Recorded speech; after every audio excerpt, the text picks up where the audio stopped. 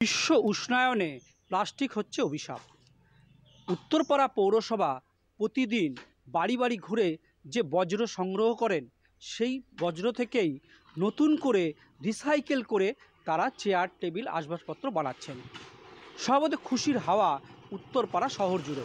First আমাদের কাজই হচ্ছে প্লাস্টিক যতটা ওয়েস্টেজ আসছে সেগুলোকে প্রপার ওয়েতে সেগ্রিগেট করে নেওয়া।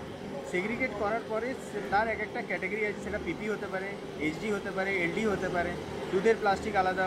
সেরকম আমরা টোটাল জিনিসটাকে প্রত্যেকটা প্লাস্টিক তাদের ক্যাটাগরি ওয়াইজ আমরা আলাদা করে নিচ্ছি।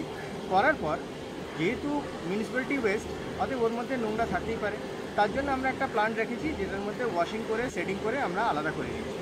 আমাদের মোটো হচ্ছে কি সার্কুলার ইকোনমি, মানে দানা থেকে প্লাস্টিক তৈরি হল, প্লাস্টিক থেকে আবার সেটা যখন ঘর থেকে ইউজ হয়ে বাইরে এলো, আমরা সেটাকে কালেক্ট করে আবার সেটাকে দানায় পরিণত করে দিলাম। মানে দানা থেকে পুনরায় দানা তৈরি করার প্রক্রিয়াটা আমরা এখানে চালিয়ে যাচ্ছি। পরিবেশ কতটা সহায় হবে এই পরিবেশটাকে তো আমাদের অবভিয়াসলি বাঁচাতেই হবে, সেই উদ্দেশ্যটা নিয়েই আমরা এগিয়ে চলেছি।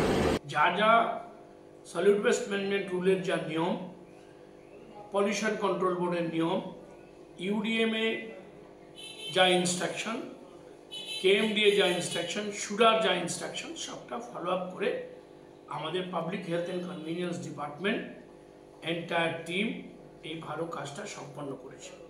গোটা প্রক্রিয়ায় উত্তরপাড়া পৌরসভার সাফাই কর্মীরা এই কাজটা করছেন। প্রতিদিন ঘুরে ঘুরে যে বজ্র সংগ্রহ করছেন, সেটা থেকে যেমন তৈরি হবে সার, তেমনই তৈরি হবে বিভিন্ন রকম চেয়ার, টেবিল, এই সমস্ত জিনিস।